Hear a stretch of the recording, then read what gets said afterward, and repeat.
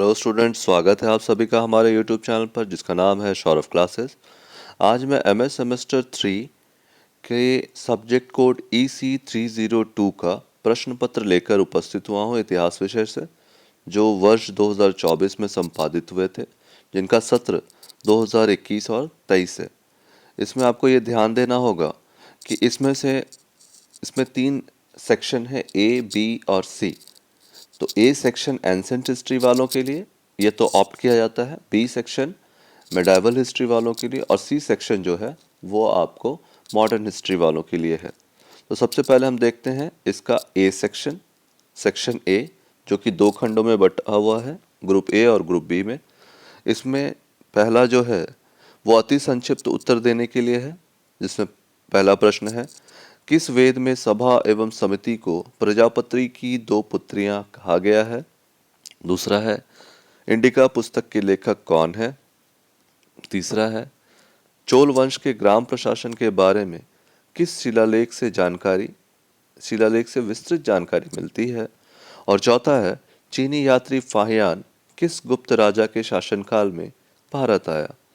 इसी कड़ी में हमें 2 शॉर्ट नोट्स या संक्षिप्त टिप्पणियां लिखना है विदत और चर व्यवस्था पर। और इसी का बी सेक्शन है, जो कि बी ग्रुप है, जो कि एंसेंट हिस्ट्री का 14 गुना 4 56 अंकों के लिए। तो कुछ प्रश्न दिए हैं जिसमें से 4 प्रश्नों के उत्तर देना है। पहला प्रश्न है, राज्य की उत्पत्ति के सामाजिक समझौता सिद्धांत का पुनरावलोकन करें। वैदिक कालीन प्रशासनिक व्यवस्था की मुख्य विशेषताओं का वर्णन करें।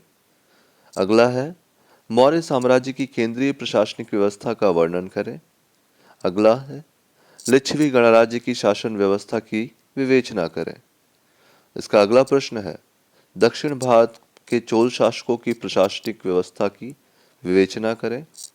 अगला प्रश्न जो है इसका, राज्य की प्रकृति के संदर्भ में कौटिल्य के सप्तांग सिद्धांत की विवेचना करें। और इस श्रेणी का अंतिम प्रश्न है, प्राचीन भारत में ग्राम प्रशासन की मुख्य विशेषताओं की विवेचना करें।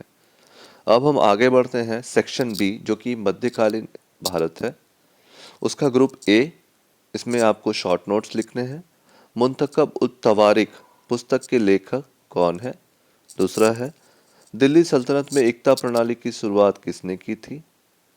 इस कड़ी का अगला प्रश्न है, अकबर के काल में भू राजस्व व्यवस्था की प्रसिद्ध नीति आईने दहसाला पद्धति किसके द्वारा निर्मित की गई थी? और इसी कड़ी का अगला प्रश्न है, पुणे स्थित पेशवा का सचिवालय जो मराठा प्रशासन की धुरी था, क्या कहलाता था?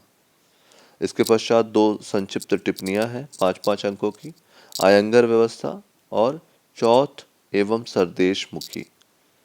मेडाइवल हिस्ट्री का ही ग्रुप बी है, जिसमें आपको 4 लॉन्ग यानी दीर्घोत्तरीय प्रश्नों के जवाब देने 14 गुना 4 56 अंक के लिए। सल्तनत कालीन राज्य की प्रकृति का वर्णन करें। अगला है, सल्तनत काल में न्याय व्यवस्था की मुख्य विशेषताओं की विवेचना करें। अगला है, विजयनगर साम्राज्य के प्रांतीय प्रशासन पर प्रकाश डालें। इसका अगला प्रश्न है, शेरशाह के अधीन केंद्रीय एवं प्रांतीय प्रशासन की विवेचना करें। इस कड़ी का अगला प्रश्न है, मुगल काल में केंद्रीय प्रशासन का वर्णन करें। अगला जो प्रश्न है वो है, मुगलों के अधीन जागीरदारी प्रथा की कार्य प्रणाली की विवेचना करें। और इस कड़ी का अंतिम जो प्रश्न है वो है, मराठों के केंद्रीय प्रशासन की मुख्य विशेषताओं का वर्णन करें। अब हम आगे चलते हैं सेक्शन सी, जो कि मॉडर्न हिस्ट्री अर्थात आधुनिक भारत के लिए है। इसका ग्रुप ए, जो अति संक्षिप्त उत्तर देना है 4 अंकों के लिए 1 गुना 4। किस अधिनियम के द्वारा भारत पर शासन का अधिकार ईस्ट इंडिया कंपनी के स्थान पर ब्रिटिश क्राउन को सौंपा गया?